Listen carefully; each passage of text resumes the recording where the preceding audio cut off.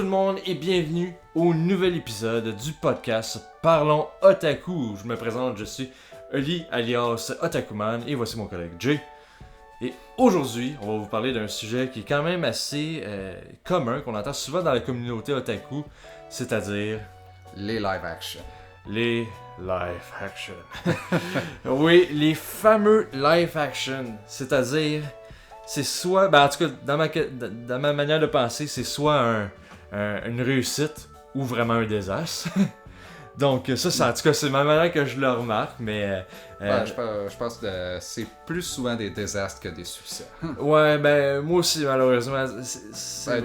Du moins dans ceux qu'on a pu voir. Là, ouais, selon notre expérience, on parle bien sûr. Peut-être que vous avez une expérience différente, mais de notre expérience. Non, c'est ça, tu sais, on pense juste... moi, je pense, si je retourne au premier live action que j'ai vu, malheureusement, ça a commencé mal, là. Moi aussi. Oui, je pense qu'on a commencé par la même affaire, c'est-à-dire Dragon Ball Evolution. Oh, merde. Quel désastre. Dragon Ball Evolution, c'est-à-dire, on a pris un concept populaire au Japon, on l'a américanisé, on l'a absolument pas suivi le vrai concept au Japon, puis on a essayé de vendre un film avec ça. Malheureusement, c'est quelque chose que Hollywood fait un peu trop souvent à mon goût. Ils prennent quelque chose d'un autre pays, ils essaient trop de l'américaniser et pour moi, ça fonctionne juste pas. La plupart du temps, ça peut fonctionner des fois, mais la plupart du temps, ça fonctionne pas. Non, c'est la même chose pour moi, mais surtout quand on pense à Dragon Ball. Tu sais, je suis désolé s'il y a eu quelques otaku qui ont aimé le film. Vraiment, je vous dis, je suis désolé, mais il va falloir vraiment qu'on parle de tous les points négatifs que ce film-là a. Genre, si on commence juste avec justement l'acteur. C'est parce qu'on a juste 20 minutes. Ah, non, on va dépasser, c'est pas grave. C'est pas grave, maintenant on a du budget, on peut dépasser plus que 20 minutes. Ah! non, c'est ça, donc, tu sais, on commence par l'acteur, mettons. Ah, Justin Chatwin, pour vrai, c'était pas assez qui ruine une des meilleures histoires de science-fiction, La Guerre des Mondes, le film de Spielberg. Pour vrai, il était de loin la pire partie du film. Et maintenant, il faut qu'il ruine un des meilleurs animés, Dragon Ball. Mais en fait, tu mets-toi à sa place. Tu reçois le script de Dragon Ball pour le film, avant le film, puis là tu dis qu'est-ce que tu voulais qu'il fasse? Déjà en partant, tu sais. Vu comme ça, mais pour vrai, il y a 100 autres acteurs mieux que lui qu'ils auraient pu prendre. Excuse, mais t'aurais mis le meilleur acteur disponible sur la planète pour ça aurait pas marché. Je suis désolé. Non, ça aurait pu donner un moins gros désastre. Non, je pense pas. Je sais pas, là, tu sais, mais je veux dire, tu sais, t'aurais mis, genre, mettons, qui est d'actualité, qui est super bon, là, tu sais, mettons, Benedict Cumberbatch, dans sa jeunesse. Il aurait jamais rien fait pour améliorer ça, ça aurait pas sauvé le film, man. Non, aussi bien j'adore Benedict Cumberbatch, mais non, c'est effectivement, déjà Goku avec un accent britannique. Mettons qu'il y aurait... Tu donnes un accent américain à Benedict, là. Admettons, ça aurait pas sauvé. Non, c'est certain. C'est déjà, t'as Goku qui va à l'école secondaire. Ouais, déjà ça en partant. Goku il va à l'école secondaire. Il y a un kick sur Chi-Chi dès le départ. Alors que dans le manga, c'est pas pantoute comme ça qu'il la rencontre. Déjà, il y a pas d'école secondaire déjà en partant. Non. Boassi en a, genre. Je pense. Ils ont pas été. Je pense que Bulma, il va, mais au début du manga, elle est juste en vacances, si je me rappelle bien. Ah, ça se peut. Il me semble que... En tout cas, ça fait longtemps que j'ai pas lu non, le c'est manga. ça. Il y a ça, il y a le grand-père à Goku, justement, il meurt pas de la même manière. Non, déjà, là, l'histoire, vraiment pas. Piccolo. Ouais, son design. On peut-tu parler du design? Là, t'as Piccolo, genre. Est-ce qu'on a le droit de sacrer sur non. cette... Non. Maudit. Hey, wow. C'est pas un sac. je sais. C'est pas un sac, je me suis forcé. Puis tu sais, genre aussi avec l'histoire que comme il y avait le célèbre coéquipier de Piccolo, que finalement t'apprends que c'est Goku quand il est dans sa forme primale, pas primale mais de singe, genre. Ouais. C'est ridicule. C'est sérieusement ridicule. Ridicule. Ça ne... Sérieusement. Ouais. Tortue Géniale, on peut en parler de Tortue Géniale? Oui, on peut en parler. Tortue Géniale. Hey, on a dit pas de sac. Je suis désolé. On va couper ça au montage peut-être. Si je suis capable. Oui, oui, donc Tortue Géniale, Ouf. Sérieusement, ouf. Ben, honnêtement, est-ce qu'on a le temps à dire? Non, finalement, il n'y a pas grand-chose à dire parce que c'est comme tout le reste, c'est ordinaire en crime. Le seul, la seule que je peux dire peut-être que me fitait un mini peu le personnage en vrai, c'était Bulma. Oui, je dirais que c'est celui qui était la plus proche d'être comme le personnage Tu sais, original. avec les gadgets puis tout ça, là, c'était un peu comme ça que j'aurais imaginé un Bulma américanisé. Là. Oui, C'est pas mal ça. Mais malheureusement... arrêtons de parler maintenant de cette horreur, ou sinon, là, on Mais va... c'est parce que même si c'était pas une adaptation de Dragon Ball, si c'était juste un film en tant que tel qui était basé sur rien, ce serait quand même un désastre. C'est ça serait vraiment un désastre. Juste par les effets, par le scénario, par les personnages. Mais bref, continuons peut-être à un autre aussi live action. Après ça, moi j'entends parler, admettons, de Dead Note sur Netflix. L'adaptation sur Netflix, pas l'adaptation japonaise. Oui. Ouais, j'ai pas vu les adaptations japonaises, mais malheureusement, j'ai vu l'adaptation Netflix. Moi, je l'ai pas vu, mais juste avoir la bande-annonce, ça me tentait pas. On va se dire. T'as Willem Dafoe qui joue Ryuk, quasiment la seule bonne partie du film. Willem Dafoe est toujours... c'est une légende. Moi, je trouve que c'est un très bon acteur. Même dans ses films moins bons, il est toujours divertissant. Il va toujours apporter quelque chose, mais malheureusement, Ryuk, on le voit juste comme 10 minutes dans le film. Ah, pour vrai? À peu près. Ah, je savais pas. Non. Il joue une pas mal plus grosse partie dans l'anime et le manga. Ouais, non, ben c'est sûr que dans l'anime et le manga, c'était quand même... C'était une pièce importante de l'histoire, là, on s'entend. Très importante, tu sais. Sauf que moi, je me rappelle, j'avais juste genre vu la bande-annonce, puis au départ, j'étais comme, ok, tu vois justement comme comment Ryu qui était fait au niveau de son design, genre, j'étais comme, ah, ils l'ont eu. Le design est très bon. Le design était bien, vraiment bien. Puis là, après ça, genre, je continue la bande-annonce, c'est là que tu vois Light. Ouais, Light, ils ont ruiné le personnage. Pas juste par l'acteur qu'ils ont pris, par comment ils ont écrit le personnage. Juste ses motivations, là, c'est... Parce que dans l'animé, la première personne qui tue avec le Death Note, c'est un criminel qui voit à la TV. Ouais. Il avait fait un test. C'est ça, c'était un test qu'il faisait, mais dans le film, c'était un bully, le premier qui tue. Un bully qui est en train de fesser sur une fille. Là, il y avait ça aussi dans l'anime, par exemple, il me semble. Il y avait pas comme quelqu'un qui avait dérangé une femme, genre, puis qui avait dit qu'il allait se faire frapper par un camion? Ouais, si je me rappelle, mais c'est parce que dans l'anime, tu sais, il subit une genre de transformation, si tu veux. Il commence tranquillement à devenir Kira, un génie du mal, il commence à tuer tous ceux qui pourraient être dans son chemin. Je sais pas si tu te rappelles, il tue les agents du FBI qui ont fait rien, mais il était intelligent, là. C'était dans la manière qu'il tuait, c'était vraiment fait pour quelqu'un ne soit pas trouvé. Genre. Mais dans le film, le bully, c'est le premier qui tue. Et je pourrais les effets de comment il meurt, parce qu'il meurt décapité. Ah! C'est comme un char qui avait une échelle sur le toit, que l'échelle fait ça comme ça, et là ça va sur le gars et ça le décapite comme dans Destination Ultime. Genre. Ouais. Ben sinon, moi surtout ce que j'aimais pas de Light, c'est souvent genre, quand on pense à Light du manga et de l'anime en fait, on pense à une personne extrêmement intelligente, une personne extrêmement confiante.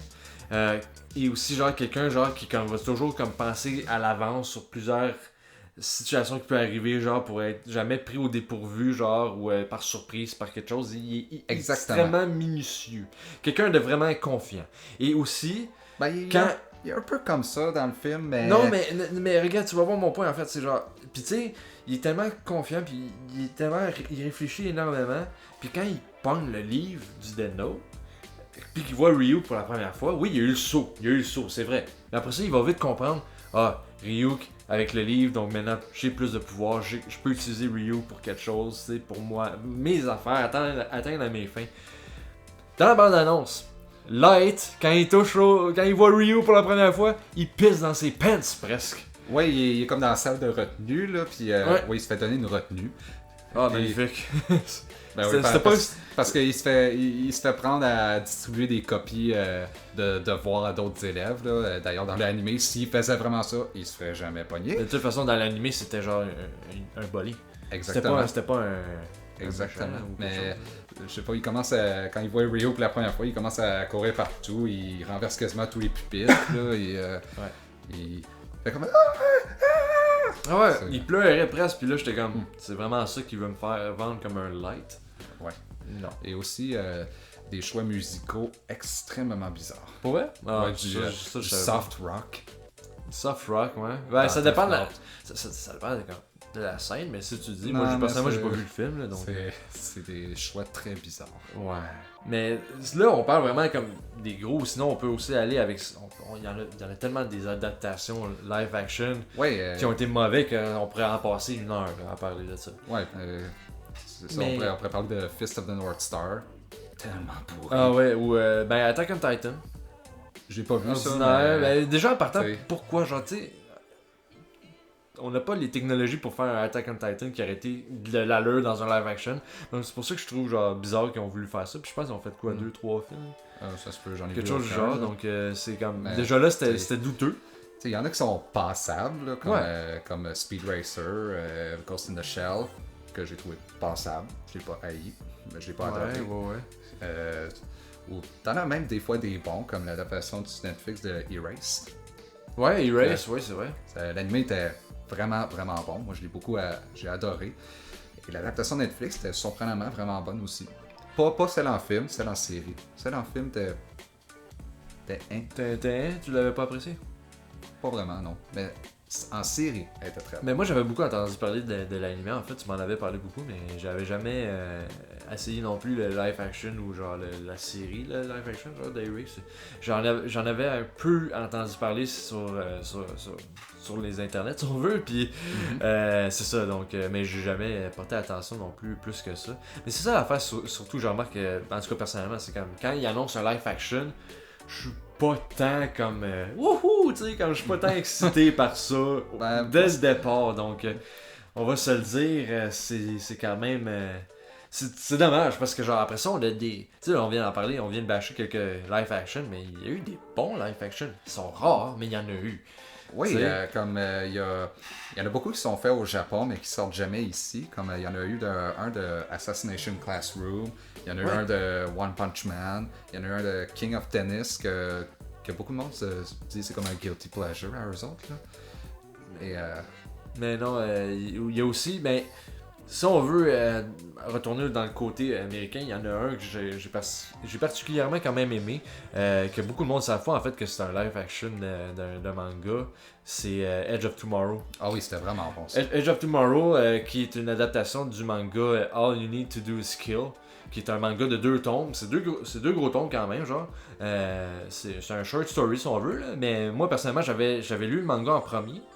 Puis après ça, genre, je voulais m'informer, voir s'il y avait comme plus que 2 livres ou il y avait d'autres choses qui s'étaient faites par cet auteur-là. Et c'est là que j'ai su qu'il y avait eu un live action hollywoodien, en plus, déjà en partant. Là, Oui. j'avais regardé, j'étais comme, hollywoodien, je sais pas, j'avais vraiment aimé l'histoire, donc j'étais quand même curieux, parce qu'il y a quand même des, tu sais, il y a des soupes de robots, c'est une grosse guerre dans le manga.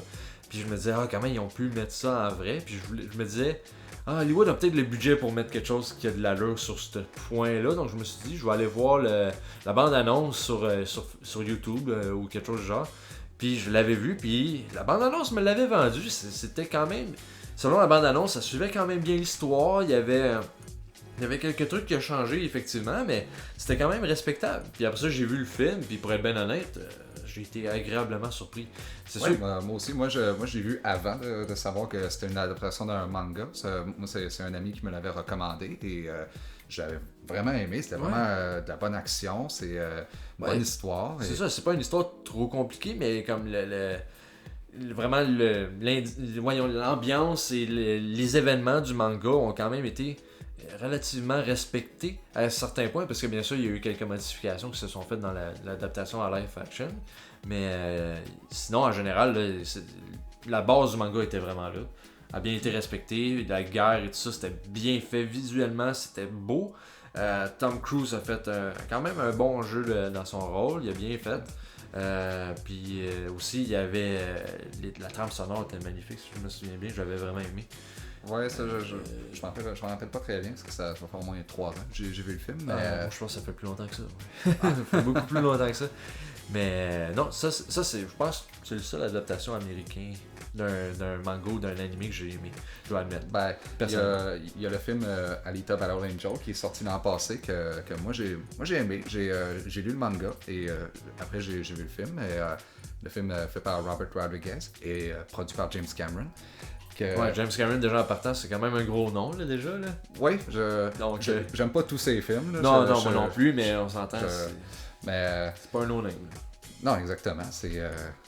Mais le film était bon. C'est pas si bon que le manga. Il y avait quelques modifications et avec Christophe Waltz qui jouait Ido.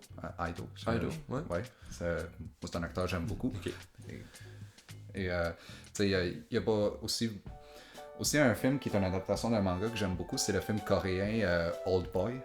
Old Boy. Il y a beaucoup de monde qui ne savent pas, c'est adapté d'un manga. Pour moi, c'est une des meilleures histoires de vengeance que j'ai vues. C'est pas le remake américain, pas avec. Je pense que c'était Josh Brolin. Josh Brolin? Je sais pas, j'ai pas vu personnellement l'adaptation. Ouais. Ni en tout cas, c'était réalisé par Spike Lee. J'adore Spike Lee, mais. Non, ça a pas marché sur celle-là. Non, Do the Right Thing, c'est un de mes films préférés, mais. Non, mais sinon, en tout cas, est-ce qu'il y a une adaptation, tu penses, qui va sortir bientôt, justement, qui t'intéresse en live action? Parce que je sais que j'ai entendu des rumeurs pour Akira. Oui, Akira, ouais. moi je suis un gros fan du film. J'ai pas lu le manga encore, là, mais je pense que c'est un qui a du potentiel.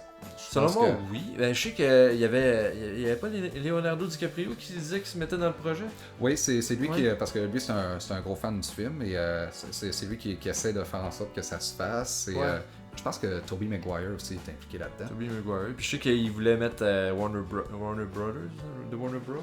Dans l'affaire de gestion pour le film ou je sais pas trop quoi. C'est très possible. Ouais, donc ça, j'avais lu un article là-dessus justement. Puis moi, je trouvais ça surprenant parce que je me disais, il y avait pas déjà un live action d'Akira. Puis genre, finalement, j'ai appris qu'il y en avait des prévus, ça n'a jamais donné. Ben, c'est parce que, tu sais, c'était déjà Akira, ça a été un gros game changer dans l'univers des animés. Tu sais, c'est un des films animés les plus connus, les plus adorés. C'est ça. Donc, c'est quand même vieux, là, ça fait longtemps là, que ça existe. Ça fait au moins 30 ans. C'est ça, les années 80, facile. 88, je pense. 88, donc, mais aussi un live action qui est beaucoup parlé, que je me dis ça a du potentiel, c'est Keanu Reeves qui veut faire un live action de Cowboy Bebop. Parce que lui, c'était un très... Oui, c'est vrai, j'avais entendu ça. Cowboy Bebop. Ouais, que moi, c'est dans mes... Je ferais un top 3 de mes animés préférés, il serait là-dedans. Mais... ça a du potentiel, ça. Parce que Keanu Reeves, c'est un très, très grand fan de la série. Donc, par contre, il y a du monde qui ont fait des Photoshop de sa face avec Cowboy Bebop. Avec Spike Spiegel. Et, je veux dire, comme dans l'ennemi, Mais moi, je trouve que c'est quelque chose qui a beaucoup de potentiel parce que déjà, Cowboy Bebop, c'est beaucoup, beaucoup inspiré de la culture américaine. Il y a beaucoup d'éléments juste par la musique. Il y a beaucoup de musique jazz dans l'animé. Mais juste l'intro, là. Tout le monde connaît l'intro, là. Genre... Tu l'entends, t'as peut-être jamais vu l'animé, t'as peut-être jamais vu quoi que ce soit relié à ça, mais tu sais que ça vient, c'est la tune d'intro de Cowboy Bebop. Exactement. Tout le monde s'en rappelle. Oui. Ça reste dans la tête, tu le sais, tu l'associes, tu sais que c'est Cowboy Bebop assuré. C'est ça, mais juste par le fait que c'est énormément inspiré par la culture américaine, je pense qu'une adaptation américaine a du potentiel. Et surtout si c'est fait par quelqu'un qui a beaucoup de respect pour la source matérielle. Mais ça, selon moi, ce qui est le plus important pour les live action, c'est vraiment genre que comme déjà à la base, la personne qui va le réaliser est dans le fanbase, si tu veux, soit du manga ou de l'anime qui va adapter. C'est souvent ça que je pense, selon moi, qui est un peu problématique avec les live action.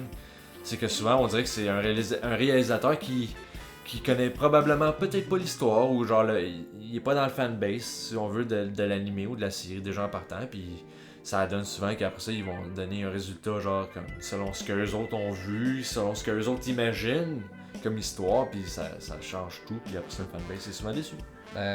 Mais ça, même si la personne qui réalise connaît la source principale, parce que moi, il y en a un qui me vient en tête. C'est pas un animé, c'est un cartoon américain, mais M. Night Shyamalan. Night Shyamalan. Shyamalan, ou comme, Shyamalan. ou comme Tarantino l'appelle, Shyamalala Ding Dong. Oh boy. Il l'a vraiment appelé même. Mais lui, il a fait l'adaptation de Avatar The Last Airbender. Et il a dit lui-même qu'il connaît bien la source matérielle. Et le film... Ouais, mais je l'ai pas vu, ça là non plus. Regarde-le pas. Non, c'est pas... S'il te plaît, regarde-le pas.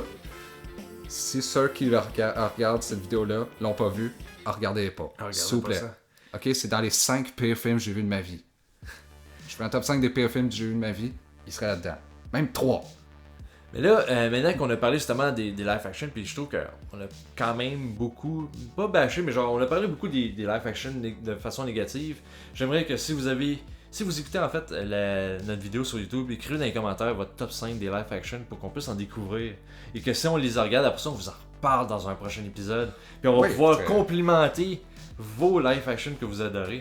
Donc, c'est ça, faites ça tout de suite. Ouais, parce que c'est vrai que la majeure partie de la vidéo, on a vraiment bâché, on a parlé brièvement de quelques bons, mais moi je suis pas totalement contre l'idée. Moi je dis juste que c'est quelque chose qui requiert de l'attention, qui requiert vraiment avoir du respect pour la source matérielle. Pas essayer de faire des changements qui n'ont aucun sens. J'ai rien contre les changements. Des fois, les changements sont nécessaires, mais fais des changements qui ont du sens. C'est ça.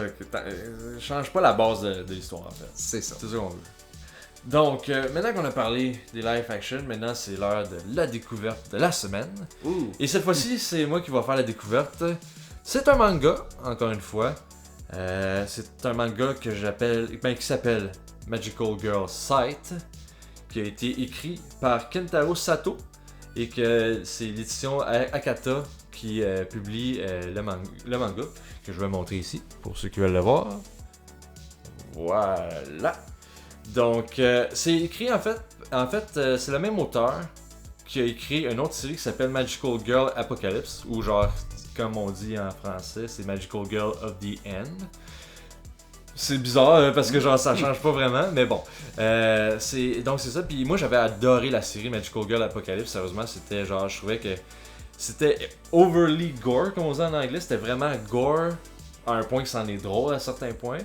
Mais sérieusement, au niveau de l'intensité, c'était vraiment bon. Puis là, après ça, j'ai su qu'il avait fait une autre série qui s'appelle Magical Girl Sight. Donc genre, je me disais, bon, il va continuer quelque chose dans le même style, mais il va changer genre un peu l'histoire. Finalement, encore une fois, c'est quand même assez... c'est seinen, on va se le dire. C'est très seinen, c'est très quand même rough au niveau du sujet. Mais c'est pas la même sorte de rough, c'est pas aussi gore, c'est plus psychologique, c'est un peu plus intense vraiment psychologiquement, puis l'histoire finalement est différente, mais je trouvais quand même qu'elle était très bonne comme histoire. Donc pour vous mettre en contexte, je vais écrire, excusez, je vais vous dire la 4e de couverture. Ça commence en haut, ça dit « Tant de malheur, tant de malheur. C'est pour cela que ces pouvoirs magiques te sont confiés. » Aya Asagiri est une jeune fille malheureuse, harcelée au collège, frappée chez elle, où l'attend tous les soirs son grand frère violent. Mais une nuit, alors qu'elle pense à se suicider, son ordinateur se connecte à un mystérieux site web. Un étrange personnage lui annonce alors qu'elle a été choisie pour devenir une Magical Girl. Armée de sa baguette magique, elle va maintenant devoir choisir entre pardonner ou punir ceux qui lui ont fait du mal. Donc, c'est vraiment très psychologique, contrairement à Magical Girl Apocalypse, qui était vraiment juste très violent. Donc là, c'est pas la même sorte de violence. Si on veut dans l'idée, genre en fait ton personnage principal, Aya, c'est ça, Aya, elle reçoit une baguette, mais en fait quand ils disent une baguette magique, là c'est une arme qui a un pouvoir spécial. Okay. Et que tu apprends finalement que toutes les autres Magical Girls qui sont dans le site en fait ont toutes leurs baguettes à eux, qui c'est une arme différente avec un pouvoir différent. Donc puis au moment que tu tues une des Magical Girls site, un autre des Magical Girls, puis que tu prends comme l'arme te revient à toi, donc tu peux en avoir plus qu'un en fait. Tu comprends? Donc c'est un peu ça l'idée. Puis au départ, ce que je trouvais bien, c'est que il y avait beaucoup la question genre de comme ok, au départ elle va penser qu'elle est peut-être la seule dans les Magical Girls site, Puis finalement, dans son entourage proche, il y en a d'autres en fait. Puis là, c'est beaucoup d'affaires de comme, c'est comme toi t'en es-tu une, toi t'en es-tu une, puis tout ça. Donc genre c'est quand même très stressant parce que genre ils peuvent s'entretuer entre eux, tu sais. Puis genre tu sais pas qui est une méchante puis qui est pas une méchante. Puis on s'entend aussi genre tu sais comme au départ là quand elle dit qu'elle voulait se suicider, là, c'était vraiment très intense. Là, c'était sa vie comme on peut dire était vraiment comme misérable là, si on veut là. C'était vraiment pas bien. Au niveau psychologique, à l'école, elle se faisait extrêmement intimider par plusieurs bullies. À la maison, souvent, elle se faisait battre, comme il disait. Donc, genre, tu sais, son grand frère, il était très violent avec elle. Puis, une manière, tu vois, dans sa face, au niveau psychologique, genre, c'est vide, là, une manière. Tu sais, elle est presque comme, genre, elle se faisait frapper, elle se faisait intimider, puis elle était comme, elle réagissait même plus, là, tu sais. Parce que, genre, elle était rendue trop, comme, affectée psychologiquement. Puis, c'est vraiment au point qu'elle voulait se suicider que le site est apparu, puis que là, genre, une manière, elle se fait bully, genre, puis là, puis elle se fait frapper, tout ça, puis par défense, elle va juste utiliser le gun pour se défendre, tu sais, parce que en fait, sa baguette, c'est une espèce de gun, genre, puis genre, elle va l'utiliser pour se défendre, puis elle va quand même carrément éliminer, genre, la personne qui essaie de la frapper, puis là, après ça, elle se sent mal moralement, parce qu'elle est comme, genre, oh non, tu sais, puis genre, comme, pourquoi, genre, comme, elle avait eu full peur, en fait, de sa baguette, puis là, c'est ça. Bref, ça, c'est pas mal l'introduction, si on veut, du premier tome là, que je vous fais. Puis ça parle pas mal de comment l'univers de Magical Girl Side fonctionne, en fait. Ok. Mais, ouais, non, c'est quand même très intense. Si vous avez lu Magical Girl Apocalypse, ça, c'est l'autre série que Kentaro Sato a fait. Ils ont fait une adaptation animée que j'ai pas écoutée encore. De cette série. Malheureusement, ils n'ont pas fait l'adaptation animée d'Apocalypse. Moi, j'aurais préféré peut-être voir Apocalypse en premier, parce que sérieusement, je l'ai vraiment adoré. Là. C'était vraiment bon. Je l'ai pas lu, mais... Non, je te le conseille. Là. Ben, en fait, pour tous ceux qui sont fans vraiment de drame psychologique, puis de gore, puis vraiment des trucs très sénènes, très genre intenses au niveau de certains sujets, de violence, puis tout ça. C'est vraiment un animé que je vous dirais peut-être d'écouter, peut-être que ça suit vraiment bien le manga. Puis c'est ça, si vous voulez lire un manga, c'est disponible en français par les éditions Akata. Ben pour la somme, sur le livre, ça dit que c'est 6,95€, donc je sais pas si c'est encore le même prix, là, mais au Québec, on peut en trouver si vous voulez, si vous êtes du Québec, genre c'est facilement trouvable quand même. Il y a plusieurs petits magasins genre de manga qui en vendent. Donc c'est quand même assez disponible pour vouloir l'essayer. Si vous l'avez déjà essayé, si vous avez déjà lu le manga, s'il vous plaît, écrivez-le dans les commentaires qu'est-ce que vous avez pensé de la série. Comme ça, on va pouvoir discuter un peu de notre appréciation qu'on a eue sur le manga. Et si vous voulez essayer ou si vous avez déjà écouté l'anime, s'il vous plaît, dites-nous qu'est-ce que vous en pensez. Ça serait vraiment apprécié. On aime bien interagir avec vous, donc... Honnêtement, je pense que j'aimerais vraiment voir l'anime. Je pense que ça... Pour moi, ça m'intrigue. Non, ben sérieusement, personnellement, j'ai juste pas écouté l'anime parce que c'est un manque de temps malheureusement, puis j'avais tellement d'autres séries qui arrivaient avant, genre que j'écoutais. Mais c'est un anime justement que comme je compte écouter aussi personnellement. C'est aussi bon que le manga. Là. Moi aussi, j'en écoute un peu moins ces temps-ci. Mais moi, c'est pas nécessairement que j'en écoute moins, mais c'est juste genre comme avec tout ce que je fais à l'extérieur, puis tout ça, donc... Ça m'écrit beaucoup de trucs, puis genre j'essaie d'en écouter quand même de façon régulièrement, mais c'est vrai que j'avoue que j'en écoute beaucoup moins qu'avant. Mais bon. Ouais, comme en ce moment, je suis en train d'écouter Violet Evergarden. Violet Evergarden, ouais, ça j'ai écouté 3 épisodes à date. Je l'aime à date. Donc au pire, tu en feras une découverte de la semaine dans un prochain épisode. Peut-être. Donc, j'espère que vous avez aimé l'épisode. Si vous l'avez aimé, s'il vous plaît, faites-nous un beau petit pouce bleu sur la vidéo. Vous pouvez suivre Parlons Otaku sur nos réseaux sociaux, c'est-à-dire Facebook, YouTube, on est sur Instagram, on est sur Twitter.